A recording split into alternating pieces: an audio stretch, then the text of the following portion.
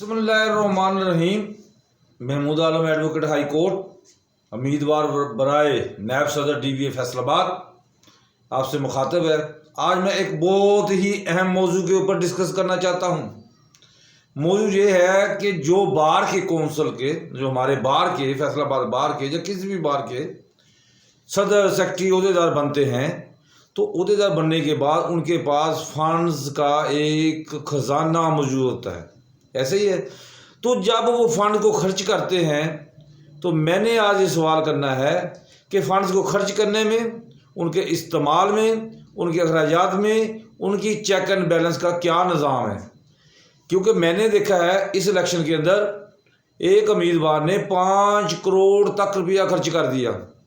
दोस्तों सोचें, जब एक बंदा, और तकरीबन मेरे अंदाजे के मुताबिक 20 करोड़ रुपया इस इलेक्शन में पूरे में लगा है, जिन लोगों ने 5 करोड़ रुपया एक इलेक्शन में सिर्फ सदर सेक्रेटरी बनने के लिए लगा दिया, अब वो आइंदा जब वो बनेंगे वो आपके फंड्स के कितने अमीन होंगे। मुझे इस बात का जवाब आपसे चाहिए होगा।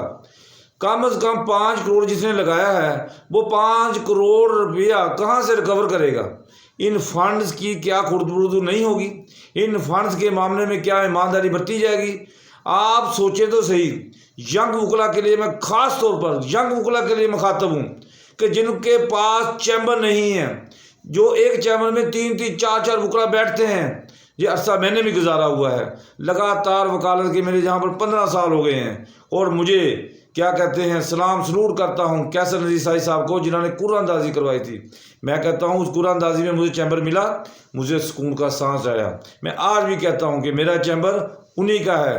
10 दफ़ा कुरानदाजी हो तो उन्हीं का है। लेकिन असल मौजू वही है कि जब सदर बन गया, सेक्रेटरी बन गया, देयर इज़ नो अपोजिशन। ये सिस्टम ऐसा है कि दिए गए इख्तियारात सदर और सेक्रेटरी में मरकूज़ होते हैं। वो क्या करते हैं, काला करते हैं, सफ़ेद करते हैं। कभी ये इशू उठता ही नहीं है, कभी कोई लड़ाई हमने देखी ही नहीं है। चले जाएँ कौमी असम्बली में, सूबाई असम्बलियों में एक हुकूमत होती है, एक अपोजिशन होती है। फंड्स के मामले में कैसे खींचातानी होती है, बाकायदा खींचातानी होती है। तो फंड्स के मामले में लड़ाइयाँ होती हैं, इल्ज़ामात लगते हैं, पर्चे होते हैं, क्या क्या नहीं होता। लेकिन यहाँ पर हमारा जो सदर और सेक्रेटरी बनता है, नो डाउट आप भी गवाह होंगे इस बात से कि वो पैसे लगा के बनते हैं। अगर एक बंदा 5 करोड़ रुपये की इन्वेस्टमेंट करके आता है तो हमारे साथ वो कैसे मुखलस होगा। हमने इस बात को जज करने के लिए ये जनरल हाउस का इजलास बुलाएं, मैं भी उसमें आऊँगा। कोई इस तरह की तजवीज़ होना चाहिए कि जहाँ पर हमने देखा कि एक इब्नुल वक्त, एक साहबका इब्नुल वक्त ने अपने 5 हिस्सों को आराम से 6 चैम्बर अलाट करवा दिया। DCO से मिला, चैम्बर अलाट हुए, रातों रात बिजली भी आनी शुरू होगी, खंभे भी लगने शुरू हो गए। उस मर्द मुजाहिद को मैं जितना जानता हूँ, वो पैसे के मामले में टची नहीं था, वो पैसा कमाना नहीं चाहता था, वो पैसा कमाता भी नहीं था। पूरी अदालतों के, पूरी कचहरी के जो ठेलादार हैं उनको उसने फ्री भी कर दिया था।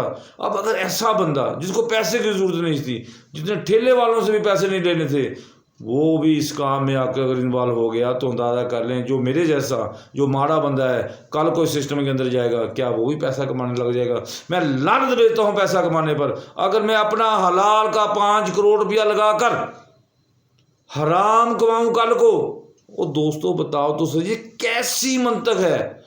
जब कोई बंदा हराम पैसा कमाता है, डाका मारता है, चोरी करता है, तो वो मस्जिद में नए कामों में लगा देता है, किसी अच्छे काम में लगाता है, शायद अल्लाह ताला उसका वो पैसा मंजूर कर ले। लेकिन हम कहते हैं, हमारी शरअ कहती है, हम मानते हैं कि वो पैसा भी काबिल कबूल नहीं होता, वो उसका सदका नहीं बन सकता।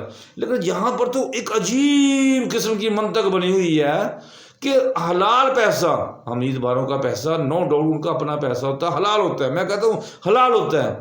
लेकिन वो अपना हलाल पैसा 5-5 करोड़ रुपया वो किस चीज़ के ऊपर लगा रहे हैं, जो कि यंग वकला की अमानत है, उसको चलाने के लिए, उसको हड़प करने के लिए।